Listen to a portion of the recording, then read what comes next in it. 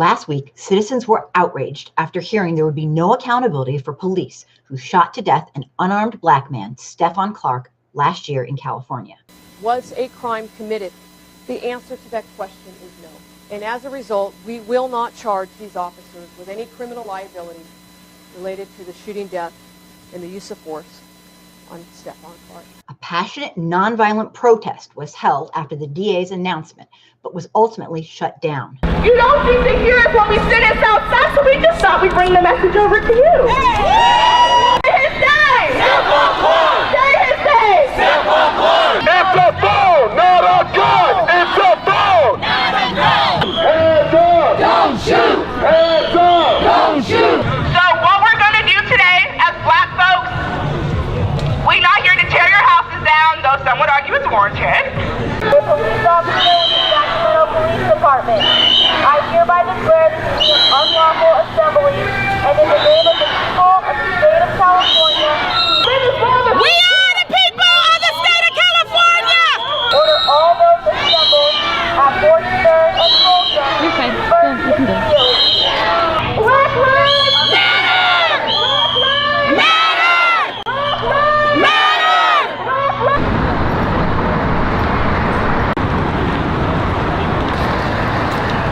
On the second day of a Sacramento City Council meeting, a man gave a riveting and powerful explanation that spoke the truth about white supremacy in America and the dehumanization of Black Americans.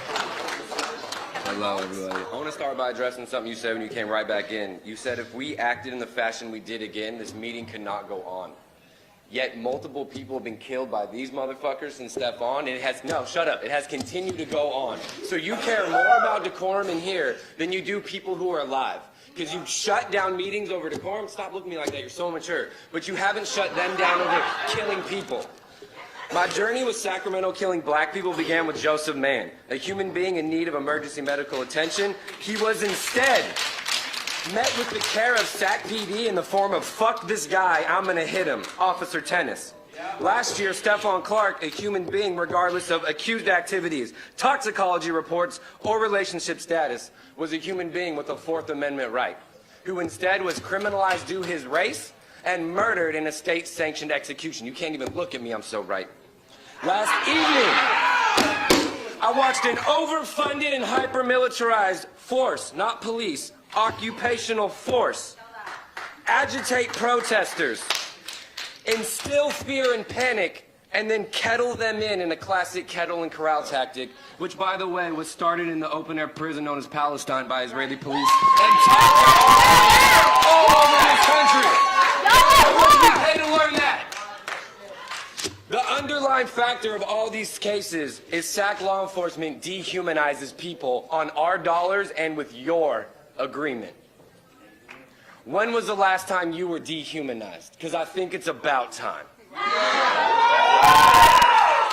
You have shown zero ability to empathize with us. You have shown less ability to care.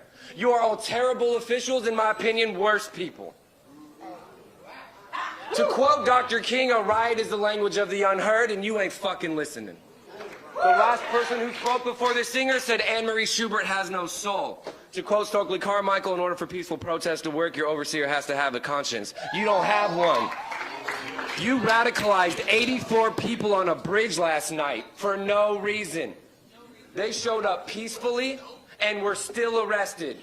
Someone up here with all your education, explain to me why they should be peaceful next time. What is the onus? What is the impetus? You fucked them up when they were peaceful. You don't get it. You don't listen. You think it's gonna stay like this. And I'm gonna start right here saying, I don't speak for anyone else or any group out here.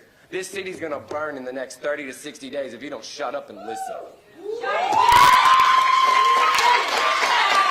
Stephon Clark's murder is just one in a long series of state-sanctioned murders of Black unarmed men by police. Most recently, the Sacramento County District Attorney announced there would be no charges filed for the 84 people who were arrested at the nonviolent protest.